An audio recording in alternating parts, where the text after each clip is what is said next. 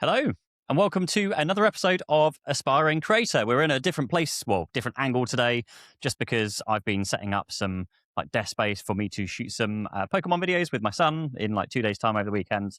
So I thought I'd just do it here anyway, and hooked up to the new streaming thing. We got a Rodecaster Video S thing here, and just hooked into via HDMI into the new Lumix cameras. So yeah, thought it'd be pretty cool just to try this and see how well it works. I have tested it. Hopefully it works properly and consistently and everything works as expected. So we shall see how we get on. So first thing is first, I have been looking at the channel a bit this week because it's kind of been said to me a few times by different people. I've seen it in the comments.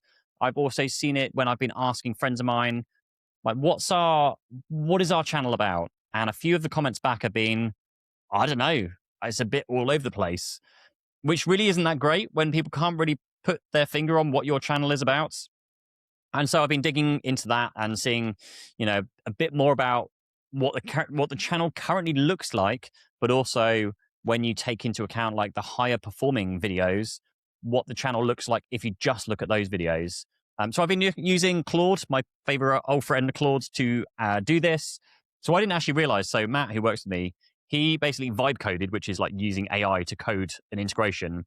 He vibe coded an integration into the YouTube Analytics API because, at least here in the UK, we don't have I think it's called the Ask Studio little button in YouTube Studio. I think in the States, you can basically, chat GPT and talk directly to your YouTube data inside of YouTube Studio. We don't have that here, which sucks because that would be really, really helpful if it worked and it was accurate and everything. So we don't have that. So Matt has basically written something to do that via Claude for us.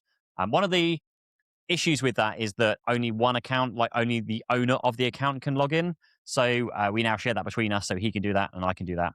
But what I've been using it for has been to study the channel, look at the analytics and look at all the data it can access.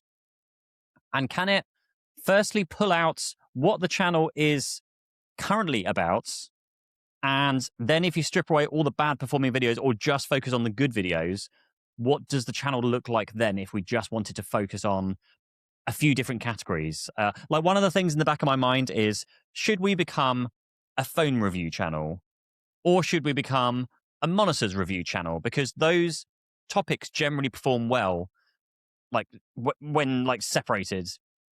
The thing for me is I don't want to just do phones, because just doing phones bores the heck out of me. I've said it in a few of my videos and when I posted them, it's just a freaking phone. They're all the same. They do the same things. There's slight different variations, yes, and it's really, really good fun when you can flip and fold and fast charging and screens and battery life and all the good stuff. And, it's all great. But at the end of the day, it's just a phone. And it's there for me, it's there to capture photos of my kids, play funny videos on social media when I'm scrolling through, access my emails, use it as a phone, all that kind of good stuff. So it gets to a certain point where I'm just I almost stop caring if I cover it too much. So I don't want to just turn into a phone review channel. Monitors might not be as bad, but again, if I just focus on monitors, it would just be spec after spec and it just gets a bit boring. Monitors are kind of all the same, but it's nice seeing the advancements in technologies. So I got Claude to look at the channel and basically said what my predicament was. I'm getting a bit of feedback saying I'm a bit confused, and I'm a bit confused because I don't know what to do. What should I do?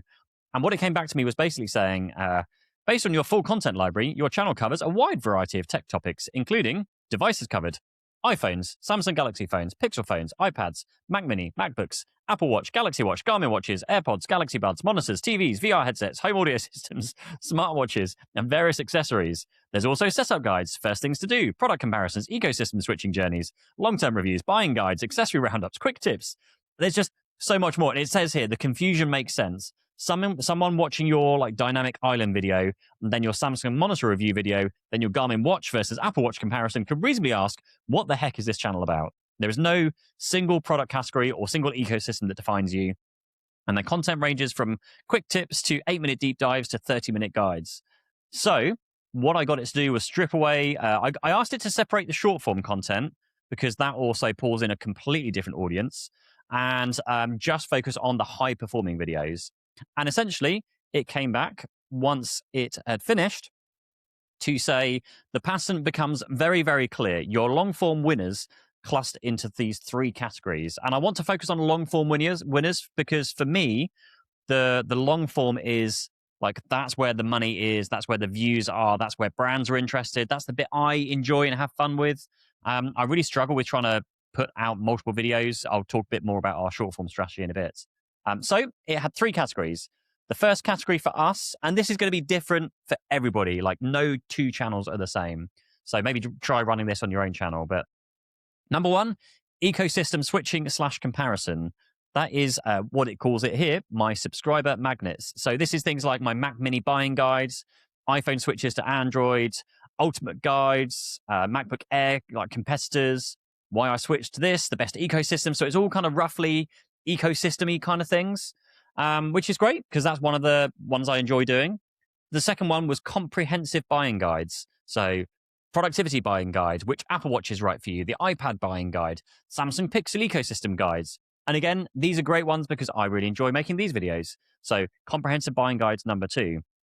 Number 3 is long-term reviews. So the after so many weeks, months, whatever it is format. We've had like the Samsung Odyssey 6 months and a year long. We've done 3 months later. We've done watches after 1 year. We've done headphones. So again, that still like has a lot of categories within them, but really focuses on those 3 core components. So the eco switching / comparison, the comprehensive buying guides, and long-term reviews. That now helps me when I am working on long-form video ideas. And we've actually gone through and planned out our entire Q2 video schedule now. So we can now see, well, do those videos sit within those 3 buckets? Because I want to, it's not going to be perfect, and we're still going to be, maybe trying to figure our way out things here. But at least if they sit within those buckets, it hopefully will, again, over time, help refine what our channel is about and what the videos are about. Because we are struggling. Well, just generally speaking, like the views are very, very down on the channel right now. I remember seeing this, like, it's funny because I saw this last year with like Linus, and there was the whole like them blocking people with using ad blockers. So that wasn't then counting as views, was maybe one of the things. And apparently that might be a thing now as well. But there's so much else going on YouTube. They're also like shoving shorts down everybody's neck. Like I load up my homepage on YouTube and it's like, hey, here are 3 long form videos and loads of shorts. Go watch some shorts. And then even if I go to my subscriptions page now on YouTube, it doesn't show me my subscriptions. It shows me, well, it does, but it shows me like recommended. So it's like, hey, here are some random videos from your subscriptions that we'd recommend. Whereas this is like the old Instagram days. You remember when they changed it from chronological, like timeline order to just like recommended or whatever the feed was, and everyone complained about it because it went from, I want to see like just an order of like who posted most recently in my feed. I just want to see it sorted like that. I don't want to see just like, hey, here's a random thing, here's an ad, here's a post from a friend, here's one of the things, and it's just so random. You don't really know what you're doing, and it feels like YouTube a lot is like that now because, like I said, my subscription feed is these videos, then there's shorts again from the subscriptions, and then there's like the subscriptions in chronological order, but only if you then click on the see more button, and it's really messy. And so from our like basic analysis of things, it kind of coincides with, and loads of people are posting about the same thing as well. I've noticed. I mean, obviously, it's that whole like you go looking for solutions, and everyone's like, you find the people that are all asking the same question. But lots of people are seeing similar things, dips in their views. There's no real answer. There's some rumors going around saying it's because the ad blocker thing. So YouTube isn't counting views for anybody with an ad blocker. And in fact, this is something they've done on mobile. I think anyone using an app that gets around the whole like floating window thing on mobile phone, they've now blocked that. So they're really trying to come down on people that are trying to circumvent the system and basically circumvent YouTube earning money, which I'm kind of for. But also, if someone's watched the video, then like, so this is having an impact now on, or it will, on brand deals, because the views on the channel are much lower, and brands are going to see the views are much lower and then not want to pay as much money for the videos. But the people are still seeing the videos, it's just not counting the videos, is one way of looking at it. And this is like the whole other thing. One of the things that has been like front and center, I mean, I've run this business for like 5 or 6 years now. I ran an IT business for like 8 years before that. The one thing you have to look at when these things happen is yourself. And so you have to go, cool, this has changed. what do we need to do to be better? So maybe our videos just aren't good enough anymore, and we need to figure out that thing. We need to figure out what we need to do to make our videos better, or ideate them better, and put some more time into the research and packaging and that whole solution again. So I feel like we've just fixed our editing issues because that's now all settled down, and we're like in the big like routine of things now. And then this other thing's reared its head, and we now need to figure this thing out. But this is very much what running a business is all about. You get problems and you have to go fix them, and then another problem, you have to go fix that one. So we are looking at this. Another thing that came out of this seemingly is that using YouTube Shorts to funnel viewers into the long form videos seems to be the way to go now. Now, I was saying that my short strategy had changed this year. So my strategy for Instagram and TikTok is meme content. So I'm looking for funny things, stuff that people will share with their friends and family. And that's like, based on what I'm hearing from other people, that's basically how stuff gets views and how stuff goes. Not that we're looking to go viral, but how people grow their accounts, because you want to find accounts that you're like, haha, that's funny. Let's send it to my wife or my friends or whatever it is. So we're trying to find almost like the trending stuff and then jump on the back of that and make those videos. So we'll see how that goes. That's still a very much a brand new experiment in progress. I have a newsletter called Experiment in Progress, by the way. But so that is the thing that's happening. But over on YouTube, that approach, I don't think that approach would work as well with the meme stuff. I feel like from, again, the data we've been seeing and what we've been told and what we're reading is that using shorts as a way to then funnel viewers into the long form and trying to convert them. The only problem we've got with that is we have like some of our higher performing videos from the last few months. We've found a lot of shorts pointing to those. The problem is when we look at the data behind those long form videos, it then says like less than 1% of views came from those linked shorts. But we've changed a few videos anyway. I went through about maybe 5 videos today to change which long form videos they were pointing at. And I'm just going to see. I'm going to see if that has an impact on the views that those videos get. We'll find out, I guess. It's one of those things. You've got to keep trying stuff.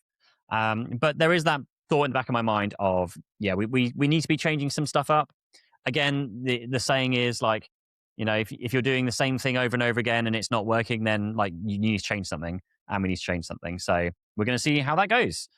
Next up on the list of things is, again, more touching on more Claude stuff. I found it was really incredible this week. So again, Matt like vibe coded this Claude integration with YouTube Analytics, and I was using it to like query stuff, and I wanted to get some data out of like the recently posted video we made, and it came back to say, oh, sorry, I can't actually get that data because it's not available within like the Analytics API. However, it is available in the Data Analytics API, which I can do for you.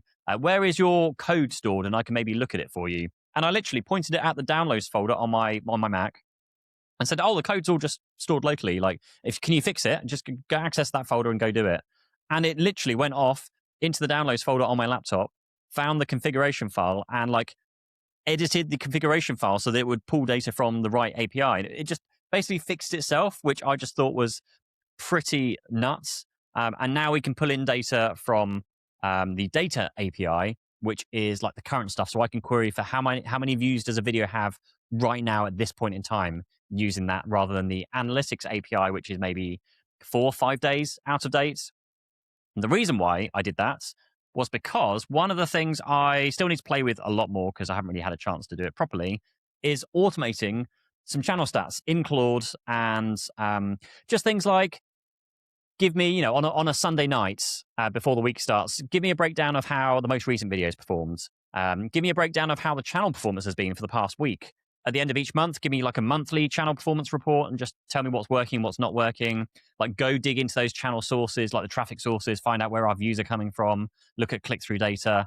Very, very interesting just to see how that works. Completely random tangent. One interesting tweet post. One interesting tweet I saw from Paddy Galloway was he puts them out from time to time, and obviously one of his like 1-page recommendations for like what YouTubers should focus on this year, and one of them was just like basically get with the times with AI, stop complaining about AI, just crack on. It was the same story with Shorts. Everyone moaned about Shorts, but it's here to stay. Just crack on with things. So stop moaning about AI. But one of the things was stop focusing on click-through rate, because click-through rate and like watch time doesn't mean anything. What matters about is like human psychology of getting them to like click on the video.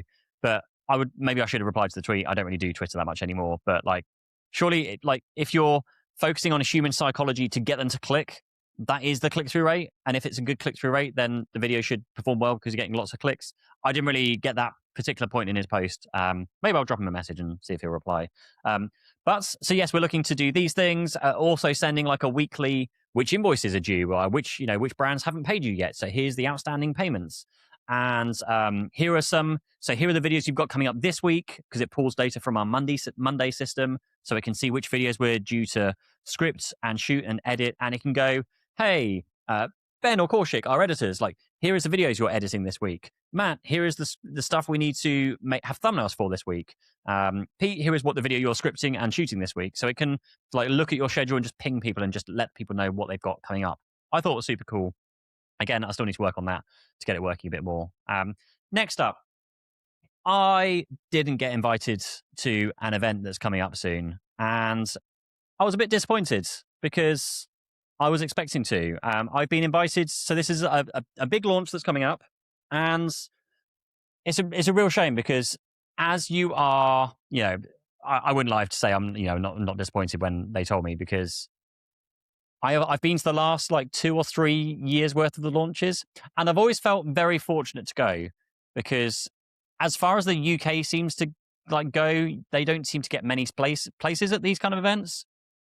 So I was like, I don't know, one of 10 people that got invited. And I thought, certainly very, very fortunate, very, very grateful to have gone to those events and have the experiences we've had has been incredible. I actually said no to a few events at the end of last year just because I was trying to spend more time at home.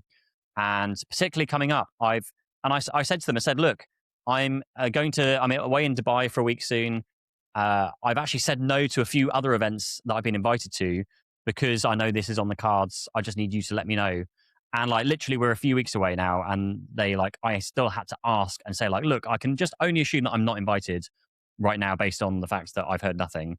And they're like, you can assume correct. It's like, oh, damn it. Really like annoyed and like really upset. Well, not really upset, but like, yeah, it was, it's one of those things. Like you work very hard to get in with the right group of people. Samsung is one of our biggest channel performers. Apple's one of our big channel performers. The Dell monitor reviews, the Samsung monitor reviews. Like there are certain categories of products where you really want to work your way in and get like into the gates. And then when you're in the gates, you feel like, I've made it into the gates. So let's this is a thing now. We get invited regularly.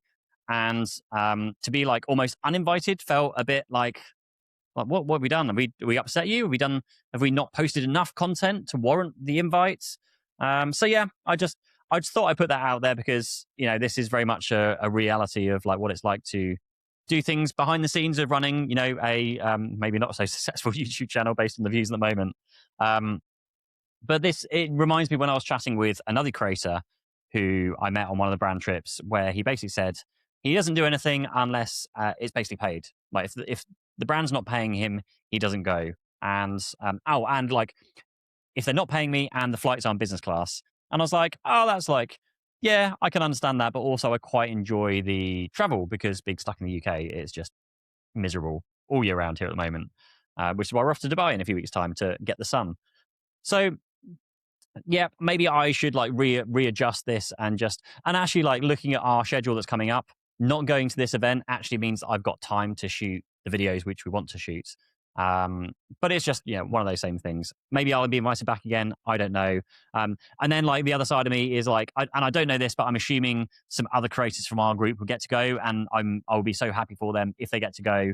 But it's, from what I've been told, it's more traditional media and lifestyle people going a lot more. And this is the other thing, that the lifestyle people tend to get more invites. We're going to more and more events where there's less YouTubers and more lifestyle content creators. And the lifestyle are like the people that like wear, really dress up and wear pretty things, and they don't really review the stuff. They just kind of go, hey, this is a cool thing, get some cool photos and videos and stuff of it. So I don't know. I don't want to rant too much about it. It is one of those things. Like I said before, you adjust and move on and figure out what you need to do better. Maybe we need to do better to do more of these things and be invited to more things. So yes, that'll be that one. Okay, this next one just was really just I titled it the Enshittification of the internet, which is like a saying that goes around at the moment, and it is like a thing that's happening. So we are working with a brand right now, and it's AI tool, and the AI tool looks cool. It's interesting. It's interesting way they package things up, but just like so we got the content brief that comes through from the brand. So the content the brand sends you, here's like what we want you to say. The one valuable thing in there was like, here are some links to 4, 5, 6 different creators and their ad reads. And they also listed next to it, this one converted well, this one didn't. This one really didn't convert very well at all. And one of the big ones was like, I think it had like 6 million views on it, and they said it didn't convert very well. But one of the other examples they gave us was a dedicated video, which they said converted well. It was like, well, I can't use that as an example because that's a whole like 20-minute long how-to video, so it just doesn't make sense. So what we did was I went through the top 2 or 3 videos that they shared, and I lifted some of the scripts from that top one because I'm like, well, hey, if that converts well, then let's try this again. This is proven it converted well for that channel, so let's see how well it converts for us. So I lifted that, rescripted it slightly, sent it over to the brand just to check through to make sure they're happy, and then came back with a load of requests, load of like extra requests. And like firstly, the requests that were coming through. So it seems like they were using AI to check the script to then make more recommendations. And then in the WhatsApp messages when we were chatting, they were using AI to craft those WhatsApp messages back to us as well. So it's like, this is like, again, like the whole like Enshittification is like AI in every facet. So we've basically taken an ad read from what was an AI channel, which was AI video and AI voiceover. Maybe they used AI to generate the ad read. And we've taken that, tried to add a bit of like human spin onto it. And then the AI company has then used AI to check the script and then is using AI to write the message to send the recommendations to us. And like, we're going back to them and we've pushed back. We actually ended up going back through our agency to say like, look, they're asking for some things that they don't make sense. Because the AI wasn't making sense to us. It was like, the price is this, but then we charge per time you use it. So well, you just told people that it's a fixed price. So how are you now like it's per use? It doesn't make sense to me. So I'm not going to say that to my viewers. And eventually the agency actually, thankfully went back to the brand and said, look, like you've come to Pete for, his audience, his channel, his creation, creative vision or whatever it is. Like, don't then try and pigeonhole him into just script reading, because that's not what we're here for. You didn't pay money to give someone a script. Otherwise, you might as well just go make your own videos. And I really valued that from the agency. And they were like standing in my corner and saying that probably what I would have wanted to say, but didn't want to say to upset anyone. And so the brand came back and said like, yeah, cool. Okay. We're happy. Go ahead with it. And we've made the video. They've approved it. And this is the other thing is like where I took it from a high performing video example they gave me. Now they're making a load of changes to it. So I'm like, well, but you told me it was converting well for you. So now why are we making any changes to it? Because it converts well. Like the ad read converts well is what you've told me. So let's use this ad read in our video. And I don't know. We'll see. The one kind of thing in the back of my mind is, well, if that doesn't perform, then, well, I mean, you told us to change the integration from what we recommended and it didn't perform. So like, is that on us? Like, really, is that on us when you've kind of recommended these extra changes, which I felt were unnecessary? We did thankfully push back on the major ones, but there's still some extra ones in there as well. We'll see. The other thing with this one, and again, being like open and honest about how we do brand deals and stuff. So this one was, we are placing it in a video that we feel will perform quite highly because it's a much requested video that's getting posted very, very soon on the channel. And it's got a view thing. So if you don't hit a certain number of views, then we will have to put the same integration into a video soon after that video. So I think it's, I don't know, 60 or 90 days or something. Then we have to put the integration into that later on. So we'll see how that plays out. We don't know. Again, this is like the stage we're at with the brand deals where certainly if the views are down, then brands are going to be more hesitant and we're going to have to see how that plays out. So I don't know, but I just found the whole thing fascinating. Again, like this AI never-ending loop of just like AI is checking AI, and it just, it's a little bit funny.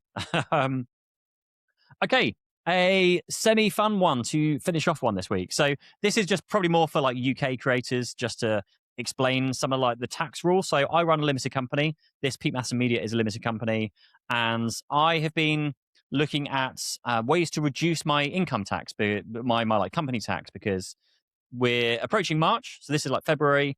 We're approaching March and April, which is the new tax year.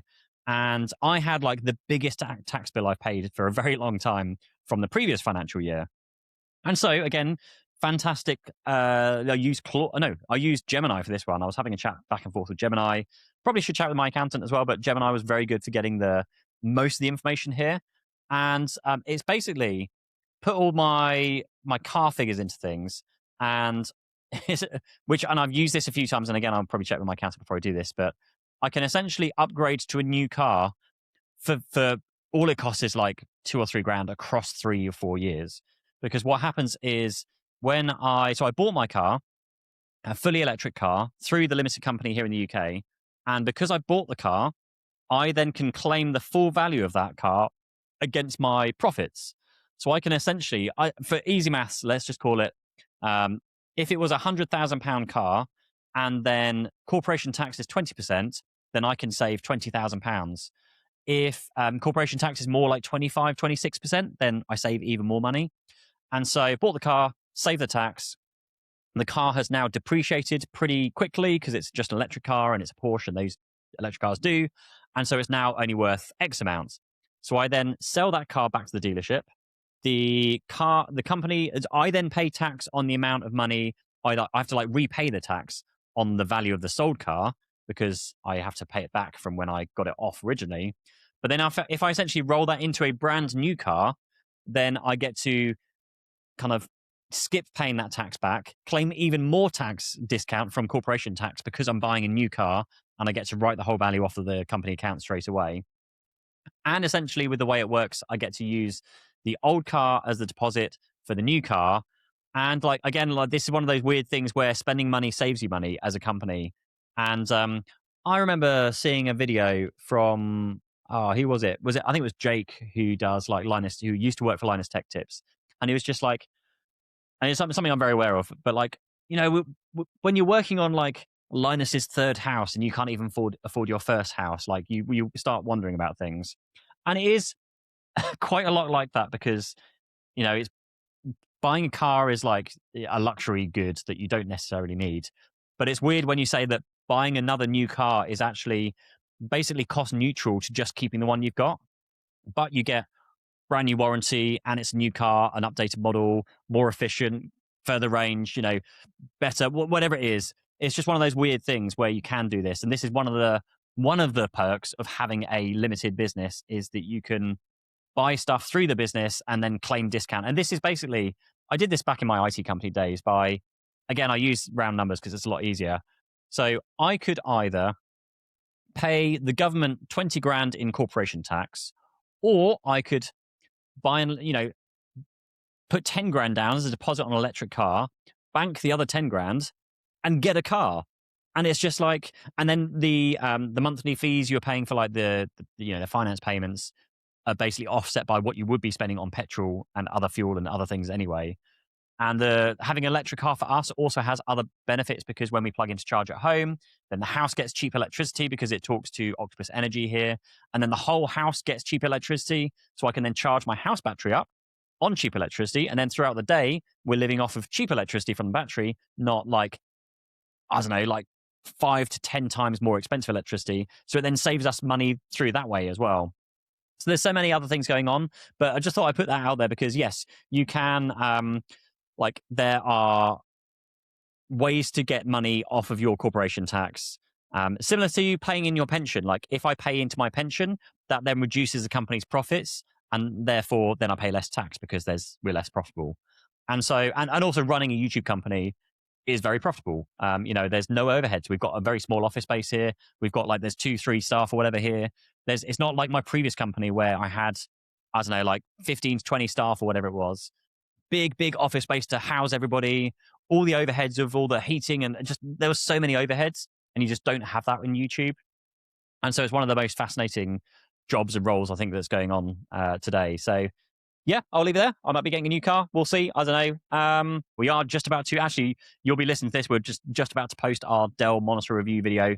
So that'll be like that's one of the highly requested videos on the channel. So that'll be out already by the time you're listening to this.